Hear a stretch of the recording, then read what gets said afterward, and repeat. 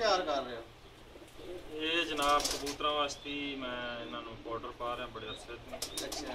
ਇਹਦੇ 'ਚ ਜਿਹੜਾ ਨਾ ਵਿਟਾਮਿਨ ਯਾਨੀ ਕਿ ਕਬੂਤਰਾਂ ਨੂੰ ਨਜ਼ਲਾ ਜ਼ੁਕਾਮ ਬੁਖਾਰ, ਠੀਕ ਹੈ, ਦਾਣਾ ਨਹੀਂ ਖਾਂਦੇ, ਠੀਕ ਹੈ, ਤੇ ਢਿੱਲੇ ਢਿੱਲੇ ਯਾਨੀ ਕਿ तमाम ਬਿਮਾਰੀਆਂ ਜਿਹੜੀਆਂ ਨਾ ਇਹਦੇ ਵਿੱਚ ਇਹ ਸਾਰਿਆਂ ਨੂੰ ਦੂਰ ਕਰਦਾ ਹੈ। ਔਰ ਇਹ ਬਹੁਤ ਅੱਛਾ ਪਾਊਡਰ ਹੈ। ਇਹ ਤਕਰੀਬਨ 1 ਲੀਟਰ ਦੇ ਵਿੱਚ ਜਿਹੜਾ ਨਾ 1 ਗ੍ਰਾਮ ਤੋਂ ਲੈ ਕੇ 2 ਗ੍ਰਾਮ ਤੱਕ ਪਾ ਸਕਦੇ। ਠੀਕ ਹੈ। ਇਹ ਇਹਨਾਂ ਦਾ ਦੱਸੋ ਮਸਲਨ 1 ਲੀਟਰ ਦੀ ਇਹ ਦਿਖਾਓ ਜੀ, ਇਹ ਨਾਮ ਹੀ ਇਹਦਾ ਸਾਰਾ ਨਾਮ ਦਿਖਾਓ। न्यूविट ऑक्सी टेट्रासाइक्लिन आ रहा सही। बहुत अच्छा पाउडर है जी। मैं एक बहुत ही तवील अरसे तो जड़ा है इस्तेमाल कर रहा।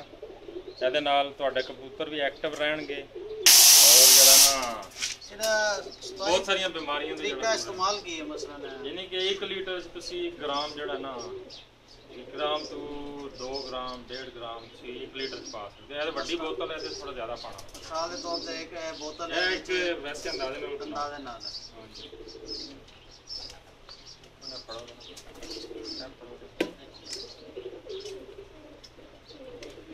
बहुत अच्छा पाउडर है जो एक तवील अरसे को मैं यूज़ कर रहा हूँ। 1.5 ग्राम पाउडर बोतल का पैमाना 1.5 ग्राम पा दो। हाँ जी, नहीं ये लीटर तो ज़्यादा है।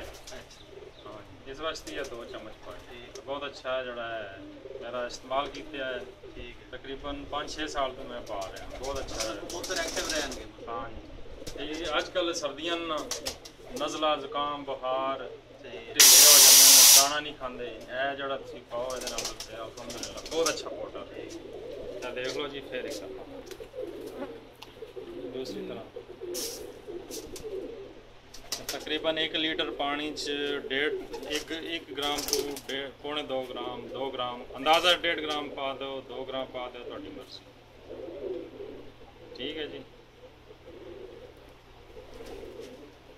उटवी ते दवाई तैयार करके कितने दिन वास्ते इस्तेमाल कर सकते हैं? ये तुसी अगर तुहाडे कोल साफ पानी है 2 तो 3 दिन तक भी ये कबूतरां नूं वो पानी दे सकते हो, इस तो ज़्यादा नहीं। और दूसरा ये कि हफ्ते विच जिहड़ा तुसी 2 दिन या 3 दिन जिहड़ा ये कबूतरां नूं दे सकते हो, इस तो अलावा और ज़्यादा नहीं। ये बहुत अच्छे जिहड़ा ना इन्होंने विच इहदे मिक्सिंग पाई है, विटामिन कबूतरां नूं मिलदे ने, बहुत सारी चीज़ां सुस्तीपन दूर हो जाएगा मतलब भी है। हाँ तो भी अगर ये दवाई बच जाती है ज़ाया कर देनी है 3 तो दिन बाद दोबारा देनी नहीं है। 2 दिन जड़ा अगर अपना पानी अगर साफ रहता 2 दिन तक ये इस्तेमाल कर सकते। इस बाद जड़ा तुसीं गिरा दो पानी। ठीक, हफ्ते 2 दफ़ा लाजमी पाओ, बहुत अच्छा पाओ। ठीक है जी, ये इजाज़त।